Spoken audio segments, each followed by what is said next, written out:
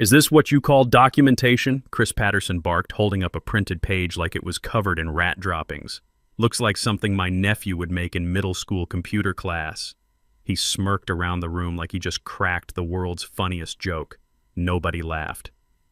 I'm Tony Martinez, 48 years old, and I kept my face still, poker flat. Inside, I wanted to shove that page straight down his protein-choked throat. It was my third week back from leading a crisis migration for our biggest client and my first team meeting with the founder's son, Chris, installed as chief strategy officer. He'd joined the company 2 years ago after tanking 2 startups and coasting on the Patterson last name. The founder, Mr. Patterson, thought giving his boy some real-world experience would straighten him out. What we got was unlimited condescension and button-downs so tight you could see his ego bulging through. Here I was, 12 years at Patterson Technologies. Started when I was 36, right after my divorce, looking for stability while raising 2 kids. Not on the masthead, not on the investor decks, but everywhere that mattered. The platform backend, me. The DevOps automation stack that kept our releases sane, me. The emergency patch that saved us from a class action when the API leaked user data in 2020, also me. Most folks in the office knew. They came to me when things broke or when someone needed a miracle. Chris didn't get the memo, or maybe he did and just didn't care. In the beginning, I let it slide, wore my patience like armor. You can't win every fight. And I had code to write, servers to monitor, a tech stack that whispered to me in ways no MBA ever could. Besides, I'd seen nepotism flame out before. It usually does eventually. But Chris had other plans, started creeping into places he didn't belong. Strategy meetings, sprint planning, even architecture reviews. One Thursday, he looked me dead in the eye and said, "Eventually, we'll just rebuild it all. Get some fresh devs in. Younger energy." I smiled, said nothing. I didn't need to. Everyone else in the room looked like they just witnessed a car accident in slow motion. Quick note, if you've ever sat in a meeting like that, if you've ever been talked down to by someone who couldn't debug a toaster, you know the rage. I mean the slow burn, the bone-deep knowledge that if you vanished tomorrow, the whole place would grind to a halt and no one at the top would notice until the lights went out. I wish I could say Chris stopped there, but he didn't. Started referring to me in meetings as the legacy developer. Not our senior architect, not Tony, just the legacy developer. Like I was some outdated mainframe with a vendetta against progress. "Let's get the legacy developer's opinion," he'd say, turning to me with a grin, usually after he'd pitched some idiotic plan to gut our back end and leverage AI synergies.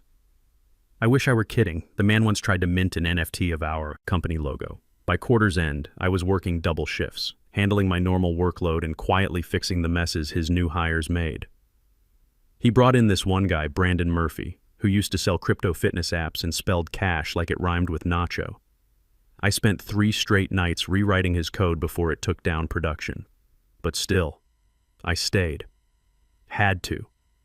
Sarah's cancer treatments weren't fully covered by insurance. The experimental drugs ran us $3,000 a month out of pocket. My daughter Emma was starting her sophomore year at State, another $15,000 we didn't have lying around. My son Jake was a senior, looking at graduate programs. At 48, with 2 kids in college and medical bills piling up, starting over wasn't exactly appealing. And I believed in the mission, or at least the version of it we started with, before Chris turned it into a playground for buzzwords and daddy's money. Then came the investor pitch deck. One of the junior PMs accidentally forwarded it to me, said it was for internal alignment. I opened it while waiting for a build to deploy. That's when my stomach dropped through the floor. Slide after slide, charts, projections, licensing strategies, all centered on my platform, my architecture, my database schema. Only now it wasn't mine. There was no mention of me anywhere, no credit, just language like fully proprietary internal innovations and exclusive Patterson Technologies IP. I checked the file history. Chris had edited it multiple times over the past month, and the cherry on top, a quote block that read, "Built from the ground up by our strategic leadership team." I didn't scream, I didn't throw anything. I just closed the laptop, took a walk around the block, and came back inside like nothing happened. Because in that moment, something clicked. This wasn't just disrespect. This was theft. Strategic, calculated theft. I was about to make it the most expensive mistake of Chris's career. The funny thing about building something from scratch, if you never signed it away, it's still yours. And I was starting to remember that I might have forgotten to sign something very important. 12 years ago, when we were all just caffeine-addled idealists trying to change the world. The next time I saw that deck, it had logos from 2 major venture funds slapped across the intro slide and one nauseating title, Scaling the Future, Proprietary Infrastructure and IP in the Modern Cloud Era. I nearly choked on my vending machine trail mix. Chris couldn't even spell infrastructure last month without autocorrect and divine intervention. Then came the meeting. Monday, 10 a.m. Conference room so cold it felt like a morgue with whiteboards. Chris strolled in wearing this smug Patagonia vest like he just finished solving world hunger at a golf course. Mr. Patterson sat at the head of the table, beaming with pride at his boy's vision. "We've got serious interest from Praxis Group and maybe Goldline Ventures," Chris announced like he'd single-handedly summoned them from the heavens. "They love the tech stack. They're talking acquisition, not just investment." I raised my eyebrows. Did they have questions about the code-base architecture? He waved me off like I was asking about the cafeteria menu. "They're not investing in individual lines of code, Tony. They're investing in the vision, the scalability, the future. We'll just modernize everything if needed. Fresh perspective, you know?" He didn't even look at me when he said it, like I was a piece of outdated equipment they'd eventually haul to the dumpster. The room went still. Even Brandon, whose greatest technical achievement was syncing his Fitbit, looked uncomfortable. I didn't respond. Not right away. I just clicked my pen 3 times, wrote one word on my notepad: war. The rest of the day rolled on like nothing had happened. Except now Chris was on fire, strutting through the halls like he was Moses with a term sheet, hosting synergy huddles and exit alignment strategy briefings. I swear he made up half the terminology just to hear himself talk. The real punch came later that week. Friday afternoon, an internal all-hands meeting streamed for remote staff. Chris stood in front of a slide labeled Core IP Ownership and said, clear as day, every line of code in our stack, built in-house, proprietary, scalable, 100% Patterson Technologies owned. I nearly dislocated my jaw from how hard it clenched.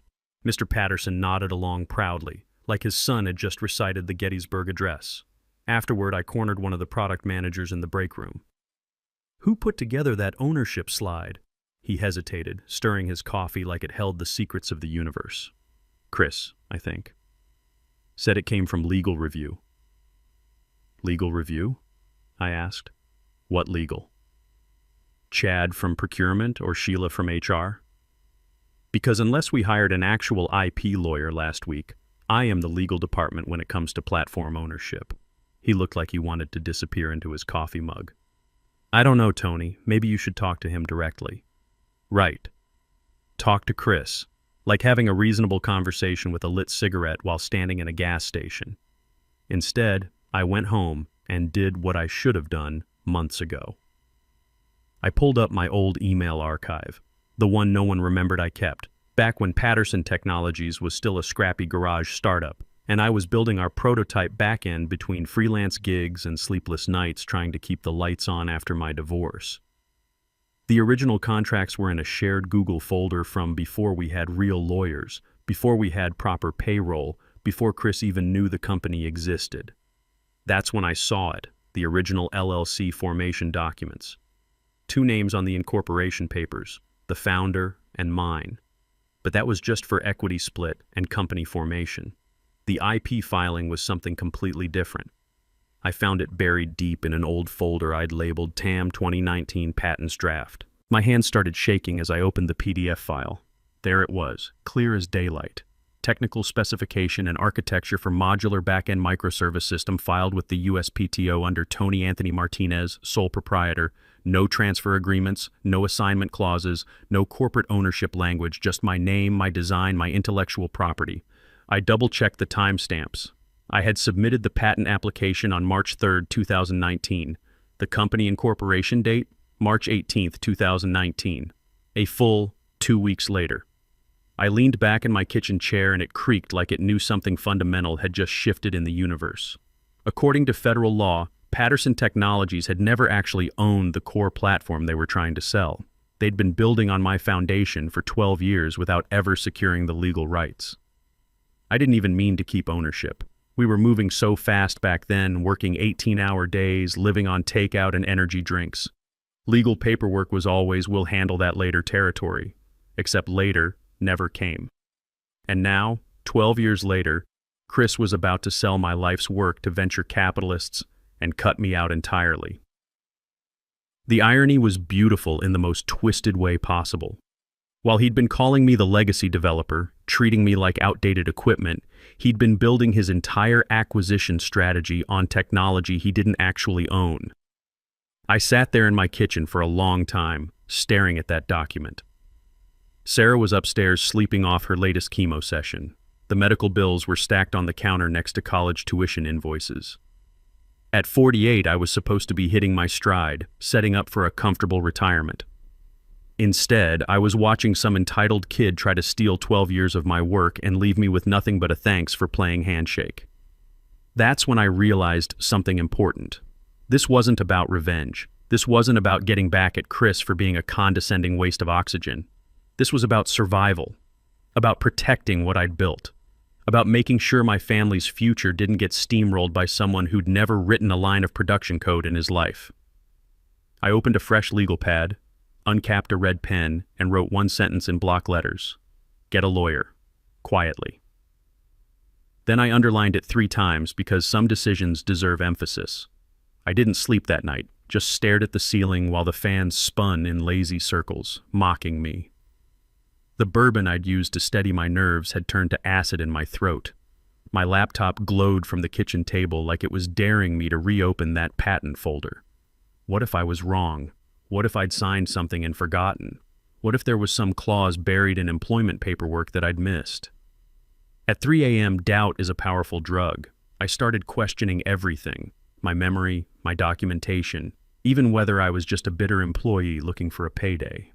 By 4 a.m., I had every old hard drive I owned stacked on the coffee table like electronic pancakes, cables snaking everywhere. I was cross-referencing contracts, emails, drafts of drafts. Every file, every email chain, every "let's loop Tony in" for back-end context message from the early days.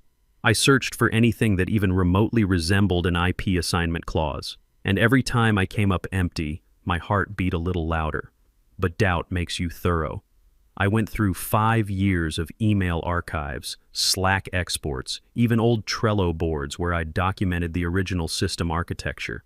What I found was better than I'd hoped: a complete paper trail of me describing, designing, and building the platform from scratch. All time-stamped, all verifiable, all mine. When the sun finally came up, I did what I always do when I'm spiraling. I called Harry Williams. Harry had been my mentor back at my first real job out of college. He'd been the only guy over 45 in a sea of 20-something hotshots, building database engines that still power half the hospitals in Florida. Now retired, Harry spent his days doing crosswords and terrorizing his homeowners association. I expected sympathy, maybe some grandfatherly wisdom. What I got was Harry at full volume, slurping coffee and dropping truth bombs like a retired drill sergeant. "Check the damn paperwork," he barked before I even finished explaining. "Built it before incorporation? Then unless you assigned it, it's yours. Period. You're not being paranoid, kid. You're being slow." Slow? I blinked, holding the phone away from my ear. He didn't pause. Guys like Chris count on that. Count on you being polite, being unsure, being the good soldier who doesn't rock the boat. But Tony, that boat sailed the minute he called you legacy. You built the damn engine. Now go find out who legally owns it. I sat there stunned, then actually laughed for the first time in weeks. Thanks, Harry. Don't thank me yet. Get a lawyer and call me when you're rich enough to buy me dinner somewhere that doesn't have a drive-thru. After hanging up, I did what I should have done immediately. I pulled up the USPTO database, searched my name, filtered by 2019, and there it was. Application number 143T, TAM 2019, filed March 3, 2019. Title: Modular Cloud Microservice Backbone for Scalable Web Infrastructure. Owner: Tony Anthony Martinez. Status: active. Transfers: none. Then I cross-checked Patterson Technologies Incorporation date. March 18th, 2019. 15 days after I'd filed the patent. I leaned back in my chair, and it creaked like it was congratulating me. In the eyes of federal law, Patterson Technologies had been building their entire business on intellectual property they'd never actually acquired. No assignment agreement, no licensing deal, no post-incorporation transfer. Nothing. The law office smelled like leather and expensive coffee. Not the kind of place that welcomes walk-ins wearing cargo pants and a conference t-shirt from 2018, but I wasn't there to impress anyone. I was there to plant a very specific flag. "Let me guess," said the attorney before I'd even sat down. "Startup, no formal IP assignment, and now they're shopping your work to investors like they own it outright." I blinked. "You see this often?" Roger Coleman smiled like a dentist who'd found an interesting cavity. "Every month. Tech guys build first, paperwork second. Usually works out fine until someone gets greedy." He was late 40s, soft-spoken, wearing a suit that cost more than my car. His office walls were lined with framed patents like family photos. "I'm not here to destroy them," I said quickly. "I just want to protect what's mine." Roger folded his hands. "Smart approach. Litigation is expensive and time-consuming. But securing your rights and letting their potential buyers discover the ownership issue during due diligence? That's chess, not checkers." He slid a form across his desk. "Let's file a formal confirmation of ownership with the USPTO. Update the public record, add current contact information, establish a clear timeline. If they never had proper assignment, this will make it impossible to ignore during any serious acquisition review." Over the next 2 weeks, I built what Roger called the most comprehensive IP documentation package he'd seen in years. Every Git commit from my personal repositories showing original code development. Every Slack message where I'd explained the architecture to teammates. Every email where I'd walked someone through the system design. Every late-night troubleshooting session I'd logged. Code doesn't lie, timestamps don't forget, and unlike Chris, I'd never deleted my digital footprints. The best piece of evidence came from an old email thread I'd forgotten about. Our original CTO, long since departed, had written to the whole team. "Just want everyone to know that Tony's platform architecture is the backbone of everything we do here. Without his design, we'd still be running on duct tape and prayer." I tagged it, indexed it, backed it up in triplicate. Roger reviewed everything with the methodical precision of a man who'd seen corporate betrayal in every flavor imaginable. "This is bulletproof," he said, closing the folder. "If I were their general counsel, I'd be updating my resume right now. I'm still not trying to hurt anyone," I repeated. He looked at me with something that might have been respect. "You don't need to hurt them. The truth will do that just fine." Within 72 hours, my updated patent filing was public record. All I had to do now was wait for someone smart enough to look. It was a Tuesday when everything exploded. I was reviewing a pull request for the new billing module when I heard elevator doors slam open down the hall, fast footsteps, then shouting, "Why the hell have you been talking to lawyers about us?" Chris's voice hit like a car alarm duct taped to a megaphone. Every head in the engineering pod snapped up. Monitors froze mid-scroll. Someone dropped their energy drink. Didn't turn around immediately. I saved my work first, committed my changes, then swiveled my chair slowly like I had all the time in the world. Chris was red-faced, neck vein bulging, holding a stack of printed emails with the kind of fury usually reserved for people who discover their spouse cheating. He stormed past the cubicles straight into my workspace, waving those papers like evidence of war crimes. "These messages! You used company email to contact outside legal counsel. Do you have any idea what kind of liability exposure this creates for us?" I looked at him calmly. "I do. You should read the headers more carefully. I BCC'd myself on everything. Want the full thread?" That's when Chris went nuclear. "You're done. Done. Effective immediately. Security will escort you out. HR is already being notified." I didn't argue, didn't plead, didn't ask for explanations or pull some dramatic "you'll regret this" routine like they do in movies. Instead, I reached under my monitor and pulled out the small blue USB drive I'd kept there for 3 years like a fire extinguisher. No company code on it, just my personal documentation, my own records, everything I had legal rights to. I stood up, smoothed down my shirt, closed my laptop with a soft click that sounded louder than all the shouting. "You want security to walk me out?" Chris asked, performing for the audience he knew was watching from behind half-closed applications. That won't be necessary, I said. I know the way. As I walked toward the exit, I could hear whispers through the glass conference rooms. Chris was already spinning the story to anyone who'd listen. Unhinged, he was saying. Been talking nonsense about ownership claims. Snapped when we asked him to improve his attitude. Dead weight, I heard him tell the finance director. Legacy thinking only gets you so far. Legacy thinking. The irony was beautiful. 2 days later, my phone rang. California area code, professional voice. Tony Martinez? This is Daniel Foster with the legal team at Orbit Strategic Capital. We're conducting IP due diligence for a potential transaction involving Patterson Technologies. We've come across some interesting filings in your name. Would you be available for a brief conversation? He didn't need to say more. Orbit was serious money. The kind of investment firm that sends entire legal teams into data rooms and unearths every skeleton with forensic precision. I'm available, I said, as long as we keep this factual. Were you the original architect of the platform backend? Yes. Did you file intellectual property protection before the company's incorporation? Yes. March 3rd, 2019. 2 weeks before they filed articles of incorporation. And do you recall signing any assignment agreements transferring those rights to Patterson Technologies? I do not. I've searched thoroughly. There was never any formal transfer. Pause. Keyboard clicking. Thank you, Mr. Martinez. This has been very helpful. We may need to follow up. A week later, Daniel called back. Their representation didn't go as planned. When pressed about IP ownership, someone in leadership claimed full proprietary control on record. Our AI flagged the discrepancy before they finished the sentence. The final meeting was supposed to be routine, last round of due diligence before signing. Chris wore his best performance hoodie, leaning back in his chair like he was already spending acquisition money. Mr. Patterson sat beside him, beaming with paternal pride. Then Daniel shared his screen. We just need clarification on one item. Page 23 of your technical documentation lists the platform infrastructure owner as Tony Anthony Martinez, sole proprietor. Can someone walk us through this?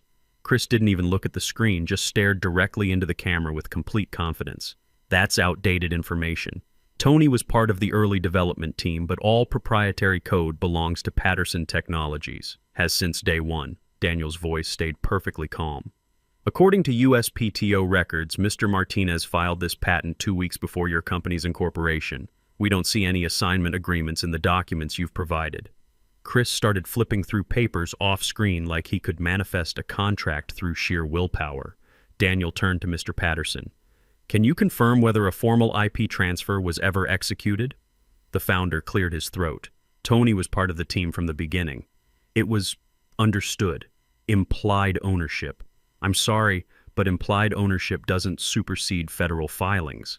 The silence that followed could have powered a small city. Someone's jaw tightened. Another person quietly closed their laptop. Chris broke first. Look, we've made substantial modifications since then. We've completely rebuilt huge portions. We conducted a line-by-line analysis. 35% of your current production code base still matches the original prototype, including core architectural elements and critical scaling modules referenced in your investor materials. Mr. Patterson went pale. Chris looked like he'd been struck by lightning. Without a formal assignment or licensing agreement, Patterson Technologies does not currently hold legal ownership of the infrastructure you're marketing to our firm. This represents a fundamental acquisition risk. The call ended there. No shouting, no drama. Just a quiet, professional, absolutely devastating conclusion. 3 days later, exclusive acquisition talks collapse after IP ownership dispute. 6 months later, I'm running my own consulting firm, helping experienced engineers document their work properly. The first thing I tell them, always know who owns what you build. Chris? Last I heard, he's selling insurance in Phoenix. Turns out vision and synergy don't count for much when the foundation cracks. Mr. Patterson called me personally to negotiate the licensing deal. We settled on $120,000 initially, tripled to $360,000 after I politely declined their first offer. Nothing personal, just business. When I signed those papers, I looked across the table at their lawyer and said with every ounce of calm I'd earned through 12 years of early mornings and late nights, tell the Pattersons I don't hold grudges, I hold receipts. Some lessons are expensive. This one cost them everything.